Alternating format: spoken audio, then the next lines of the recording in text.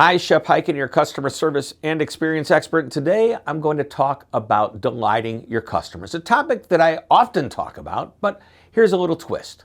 There's a massive benefit to empowering employees to break the rules for their customers. Now, what I mean by breaking the rules is to consider what you can do for a customer outside of the norm that doesn't cost the company money, isn't illegal or immoral, and won't hurt business as usual.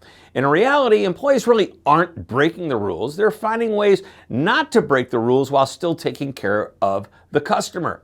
Now, one of the concepts I cover in my customer service keynote speech is the idea of the line in the sand. Many companies train their employees in what they can't do for customers. They have rules that have little or no flexibility. While it's essential for employees to be trained on what they shouldn't do, it may be more important to train them on what they can do. By that, I mean how far employees are allowed to go before they absolutely have to say no. I call this the line in the sand concept. It's important to draw that line, which is the boundary that employees aren't allowed to cross, but at the same time, teach them what they can do to get right up to that line. For example, I have a client in the luxury automobile market. Their team travels to auto dealerships to help dealers with demanding customers they can't seem to please. Now, this team believes in the power behind saying yes instead of no. They have the authority to refund the entire price of the car, even if it's 10 years old. That's effectively their line in the sand, the actual last resort they're allowed to take. They can get right up to that line, but they can't go past it. I can't imagine what else they could do. Anyway, this is a great concept, and they have never actually made it to that last resort. They have always found other ways to make upset and disappointed customers happy without getting to that line.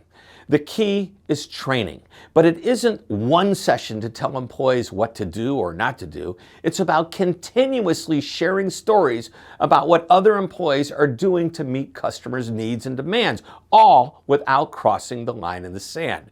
When an employee does something right, congratulate them and share the example with others. And if they do something wrong, in other words, if they cross the line, turn it into a learning opportunity that is also shared with others.